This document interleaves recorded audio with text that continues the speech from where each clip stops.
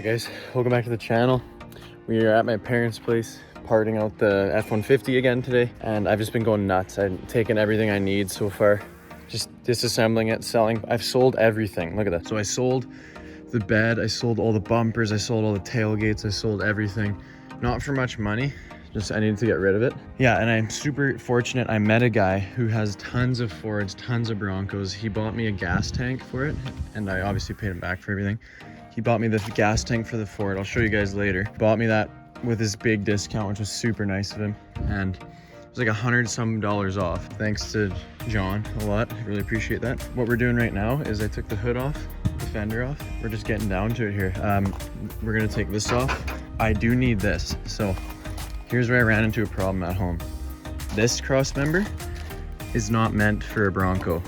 So this is what I have at home. It doesn't fit. It's a 2 rivet up top. Mine's a 1 rivet on the frame of the Bronco. So I need this one. It's the same. So the one I have at home is this one. It fits perfectly here. So I need to cut this one out and put this one on the back of my Bronco. It's coming along, guys. I'm so excited. Yeah, you see we got tons of good parts here. Truck's definitely not as nice as I thought. You see some frame rot. It's a bit janky, that's for sure. But if I can take majority of parts that I need, then it's worth the 2,400 bucks and I can sell the rest. So we got it apart, front. We just took this piece off. That's all that was attached. So I left it, so it should still run up here. And the rear, we got the gas tank still hooked up. I had to take that Crossmember, like I said. There it is, pain in the ass to get out, but we did it. So that's gonna go in the back of my Bronco, basically.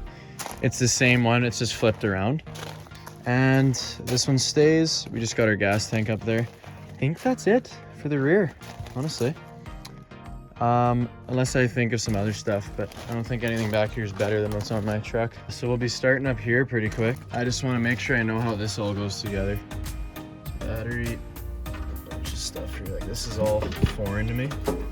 So if I can remember this stuff, where it's all wired, that'll help my wiring process.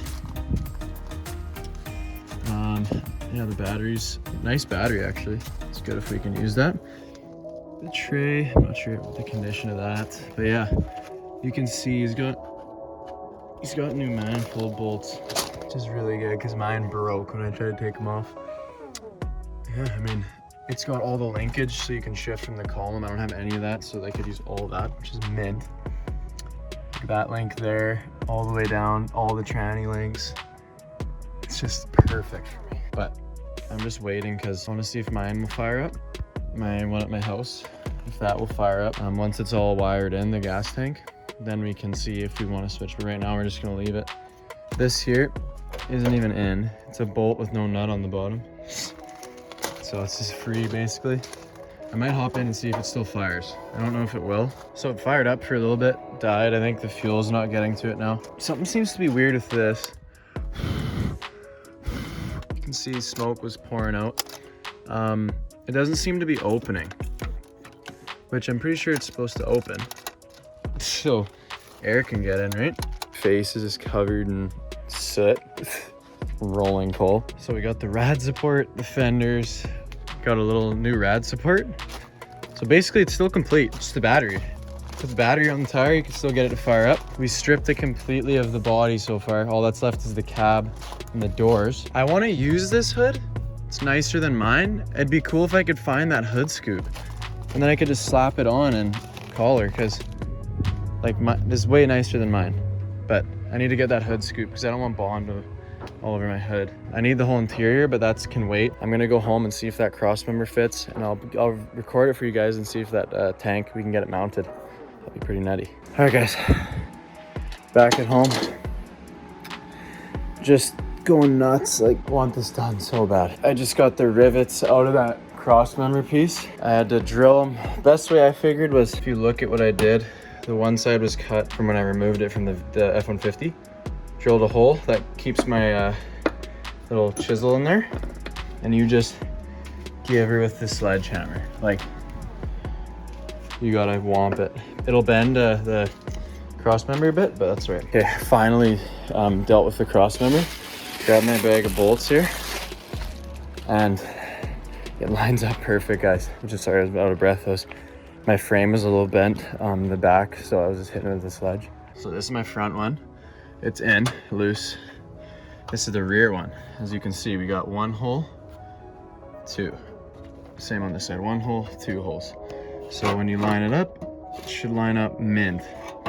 And I'm actually, so yeah, this was out of an F150, that's out of an F150. They're both the front ones, but you just turn this one 180. So I don't think it matters which way you put your strap. Bolt your skid plate right up to these, and she'll be mint, guys. So I'm gonna bolt it in.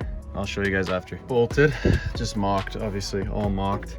Look at this, we got our skid plate. I just need to get some more of these bolts. Same ones actually that I have for there. So I need to get 8 of those for the skid plate. And then basically drop the tank on top, put those straps over top. Tank's done. We can run our line once that's in. We gotta obviously sand all this and paint it all. But I'm just trying to get all this done.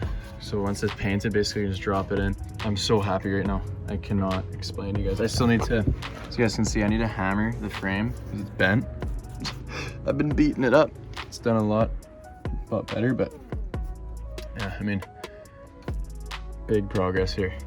So happy.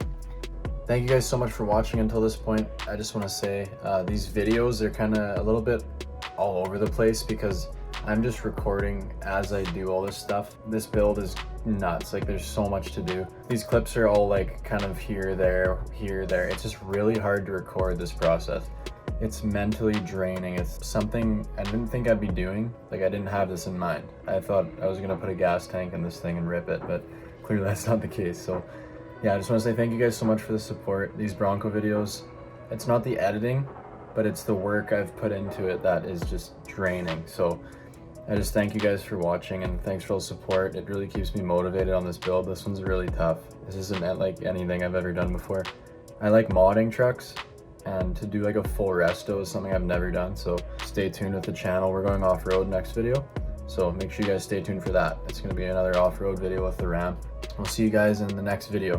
Thank you very much. Peace.